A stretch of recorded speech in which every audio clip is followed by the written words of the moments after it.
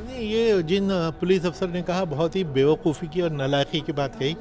Police का काम है कि किसी भी एडवर्स हालात में, जैसे नमाज हो रही है और उधर होली हो रही है, वहाँ पे कोई गड़बड़ न हो, पुलिस का काम है रोकथाम। तो ये कहें कि जी आप घर में ही बैठ जाओ, ये उनकी जाहिलाना रिस्पॉन्स है। वो पुलिस ऑफिसर बनने के लायक नहीं है। और जैसे आपने कहा, उनको अगर पॉलिटिकल सपोर्ट भी मिल जाएगा, हाँ बड़ी ठीक करें, तो बहुत अच्छा है भाई। एक कम्युनिटी, भाई उनका भी त्यौहार है, दूसरे के भी हैं।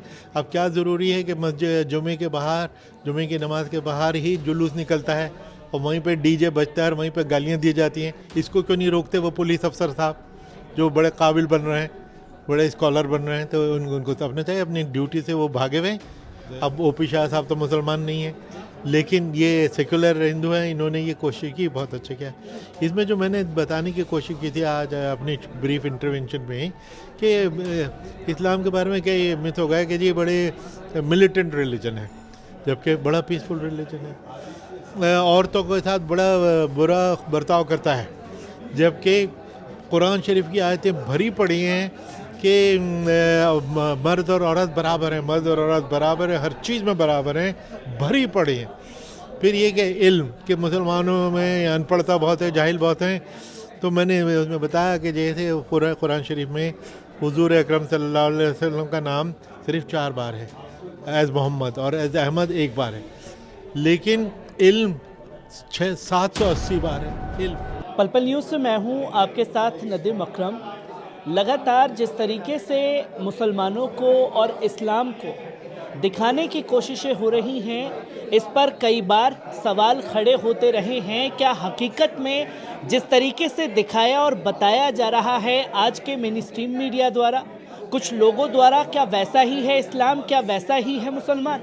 इसी पर हमसे बात करने के लिए एक्स इलेक्शन कमीशन के चेयरमैन एसवाई कुरैशी साहब मौजूद हैं। सर, सबसे पहले मैं आपसे ये जानना चाहता हूं कि जिस तरीके का माहौल आज के दौर में मुसलमानों को लेकर के है, उसे कैसे देखा और समझा जाए? देखिए, जो माहौल है ये जानबूझ के पॉलिटिकली बनाया जा रहा है, क्योंकि ये साबित हो गया कि इलेक्टोरली ये जीतने की बहुत कामयाब स्ट्रेटजी है कि जितना पोलराइज करोगे उतने जीतने के चांसेस हैं। तो चाहे अंदर से इतने जहनीत न भी हो, लेकिन चूँकि इलेक्टोरल बेनिफिट्स हो रहे हैं, इस वजह से इसको बाकायदा तरीके से फैलाया जा रहा है और ये प्रॉब्लम बढ़ ही रही है। लेकिन दूसरी तरफ ये भी है पॉजिटिव चीज़ें कि जो लोग इसके ख़िलाफ़ लड़ रहे हैं, सेक्युलरिज्म के लिए लड़ रहे हैं, कितनी सारे यूट्यूब चैनल्स हैं, कितने ओटीटी प्लेटफॉर्म्स हैं, तकरीबन सब के सब हाई कास्ट हिंदूज चला रहे हैं। तो अगर ब्राह्मण ही सेक्युलरिज्म की लड़ाई लड़ रहे हैं, लड़ सकते हैं, तो ये एक बड़ी इसमें उम्मीद की किरण है हमारे लिए। एक उम्मीद की किरण साफ तौर पर देखी जा रही है। सर, आपकी एक बुक भी आई है जो खास तौर पर आरोप लगाए जाते हैं कि मुसलमान जो है सबसे ज़्यादा बच्चे पैदा करते हैं। क्या हकीकत है, क्या फैक्ट है, किस तरीके से देखा और समझा जाए? एक आरोप मढ़ा जाता है बस। देखिए, ये वह काफ़ी सालों से ये चल रहा है कि मुसलमानों के बच्चे पैदा बहुत होते हैं और इम्प्रेशन ऐसा किया जाता है कि अगर हिंदू फैमिली के 2 हैं तो मुसलमान के 10 हैं, जबकि नेशनल फैमिली हेल्थ सर्वे जो भारत सरकार ही कराता रहा है पिछले 25-30 साल से, उसमें देखा गया कि कभी भी गैप एक बच्चे से ज़्यादा का नहीं था। 8 बच्चों को छोड़िए, एक का नहीं था। और ये ज़रूर है कि मुसलमानों में फैमिली प्लानिंग सबसे कम है, लेकिन हिंदुओं की नंबर 2 पे, उनकी भी सबसे कम है। क्या उनके बच्चे नहीं होते? अच्छा, तीसरी चीज़ उसमें जो देखने की है कि मुसलमान जितनी तेज़ी से फैमिली प्लानिंग अडॉप्ट कर रहे हैं, कोई भी हिंदुस्तान की कम्युनिटी इतनी तेज़ी से अडॉप्ट नहीं कर रही जितने मुसलमान कर रहे हैं। तो ये भी बहुत पॉजिटिव चीज़ है। जो फैक्टर्स हैं फैमिली प्लानिंग के एक्सेप्टेंस के, वो 3 हैं बेसिकली। लिटरेसी, जैसे जैसे तालीम बढ़ती है बच्चे घटते हैं, जैसे जैसे आमदनी बढ़ती है बच्चे घटते हैं, सर्विस डिलीवरी अच्छी होती है तो बच्चे घटते हैं। इन तीनों में मुसलमान पिछड़े हैं। तो जो लोग मुसलमानों को गालियाँ देते हैं वो इन चीज़ों की तो बात नहीं करते, बजाय इनके कि इनकम बढ़ाने की इनकी बात करें, बल्कि कहते हैं इनसे सब्ज़ी भी ना ख़रीदो। तो ये घटिया सोच जो है, जो काफ़ी वाइड स्प्रेड हो गई है, इससे पूरी सोसाइटी को, समाज को लड़ने की ज़रूरत है। इनको कन्फ्रंट करने की ज़रूरत है कि झूठ, बकवास, अनपढ़ता जो फैला रहे हैं, इसको फैक्ट्स एंड फिगर्स के साथ जवाब देना चाहिए। जो मेरी किताब की कोशिश रही 3 साल से ये चली हुई, आज तक तो एक लाइन की अटैक इस पर कोई नहीं कर सका। तो क्योंकि भारत सरकार के डेटा पे बेस्ड है, सारी चीज़ फैक्ट पे बेस्ड है। मेरी ओपिनियन मैंने दी नहीं, ओपिनियन मैंने उसमें सिर्फ ये किया, मुसलमानों को कहा है कि भाई तुम फैमिली प्लानिंग सबसे तेज़ी से अडॉप्ट कर रहे हो, बहुत अच्छा कर रहे हो, यही करते रहना। चाहे दूसरी तरफ कॉल हो कि हिंदुओं को बच्चे ज़्यादा पैदा करने चाहिए, मैंने कहा वो उनकी प्रॉब्लम, तुम ऐसे उसमें ना पड़ जाना, आप फैमिली प्लानिंग ज़रूर करना। तो मैं देखता हूँ कि मुसलमानों का एजुकेशन की तरफ रुझान भी बढ़ा है, फैमिली प्लानिंग की में बड़ी दिलचस्पी बढ़ी है। ये सब पॉजिटिव चीज़ें हैं, पॉजिटिव सोचना चाहिए। पॉजिटिव सोच होनी चाहिए सर। क्यों मैं ये जानना चाहूँगा, क्योंकि जैसे कि आपने अपनी बात भी रखी थी इस्लाम को लेकर के कि इस्लाम है तो जिहाद है, मुसलमान हैं तो आतंकवादी है। ये प्रिसेप्शंस को, इस मिथक को कैसे तोड़ा जाए जो एक तरीके से हावी की जा रही है लोगों की सोच पर? देखिए, सबसे पहले तो मैं कॉम्प्लीमेंट देना चाहूँगा ओपी शाह साहब को, जो कई साल से इंटरफेथ डायलॉग करते हैं। आज उन्होंने जैसे इस्लाम पे डिस्कशन किया। अब ओपी शाह साहब तो मुसलमान नहीं है, लेकिन ये सेकुलर हिंदू हैं, इन्होंने ये कोशिश की, बहुत अच्छा किया। इसमें जो मैंने बताने की कोशिश की थी आज अपनी ब्रीफ इंटरवेंशन में कि इस्लाम के बारे में क्या ये मिथ हो गया कि जी बड़े मिलिटेंट रिलीजन है, जबकि बड़ा पीसफुल रिलीजन है। औरतों के साथ बड़ा बुरा बर्ताव करता है, जबकि कुरान शरीफ की आयतें भरी पड़ी हैं कि मर्द और औरत बराबर हैं, मर्द और औरत बराबर हैं, हर चीज़ में बराबर हैं, भरी पड़ी हैं। फिर ये कि इल्म कि मुसलमानों में अनपढ़ता बहुत है, जाहिल बहुत हैं। तो मैंने उसमें बताया कि जैसे पूरा कुरान शरीफ में हुजूर अकरम सल्लल्लाहु अलैहि वसल्लम का नाम सिर्फ 4 बार है, एज़ मोहम्मद, और एज़ अहमद 1 बार है, लेकिन इल्म 780 बार है, इल्म 700।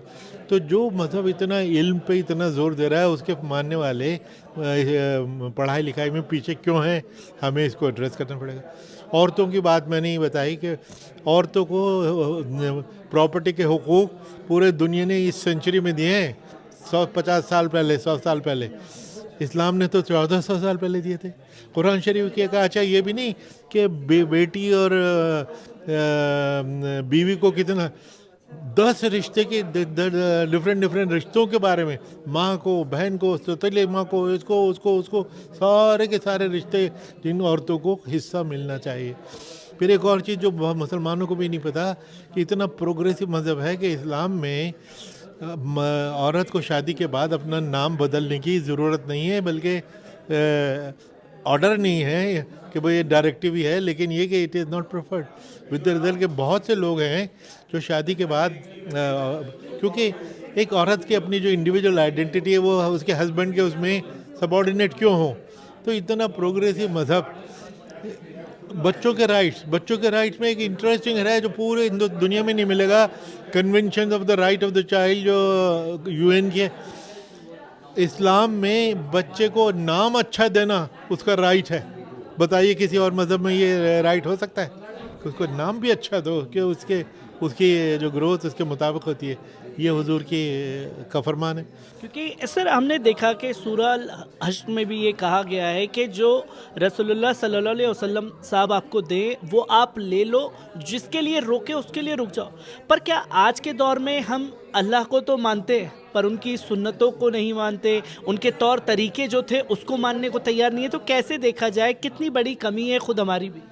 नहीं, ऐसा नहीं है कि वो इनकार कर रहे हैं, मुनकिर हैं कि वो उनको मानते नहीं, सिर्फ अमल में कोताही है कि ठीक है। बहुत से लोग नमाज सबको मालूम है लाजमी है, लेकिन बहुत से लोग नमाज नहीं पढ़ते, पढ़ लिया तो एक दो पढ़ ली, तो ये बस कोताही है। इस कोताही के बारे में मुसलमानों में जागरूकता होनी चाहिए, क्योंकि भाई जो इस्लाम के बेसिक प्रिंसिपल्स हैं उनको तो फॉलो करना ही चाहिए।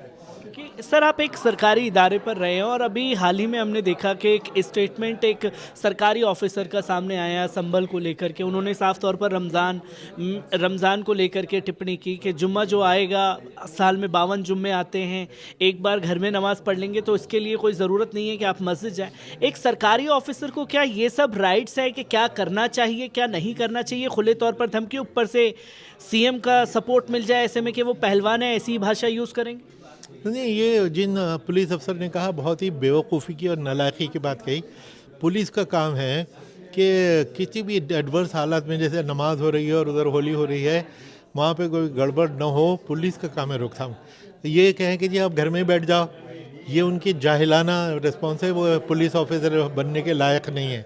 और जैसे आपने कहा उनको अगर पॉलिटिकल सपोर्ट भी मिल जाए कि हाँ बड़ी ठीक करें तो बहुत अच्छा है भाई। एक कम्युनिटी भाई उनका भी त्यौहार है, दूसरे के भी हैं।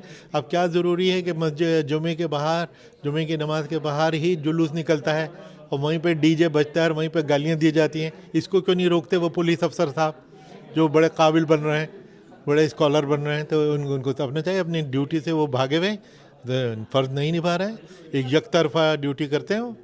क्योंकि सर मैं एक आखिरी सवाल आपसे लेना चाहूँगा, क्योंकि आप सरकारी इदारे पर रहे हैं, हर बार ये आरोप लगते रहे इलेक्शन कमीशन के ऊपर भी कि कोई प्रेशर रहता है, पॉलिटिकल प्रेशर जिसके चलते चुनावों में फेरबदल होता है। क्या ऐसी हकीकत है, कभी देखने को मिली? देखिए हम भी 6 साल इलेक्शन कमीशन में थे, हमने तो कोई प्रेशर नहीं देखा, हिम्मत ही नहीं थी, सवाल ही नहीं था कि कोई पॉलिटिशियन की या सरकार की क्या हमसे कि जी ये कर दो वो कर दो। तो ऑफकोर्स अगर उनके कुछ ग्रीवेंस होते थे वो डेलीगेशन हर पार्टी के आते हैं, रूलिंग पार्टी के भी आते थे, उसको हम प्रेशर मान के कि जी ये रूलिंग पार्टी है और हम दो मिलाने लग जाएं तो ये तो हमारी कोताही है, ये कमी है। तो उस ज़माने में तो बिल्कुल नहीं था। अब क्या हो रहा है मुझे मालूम नहीं।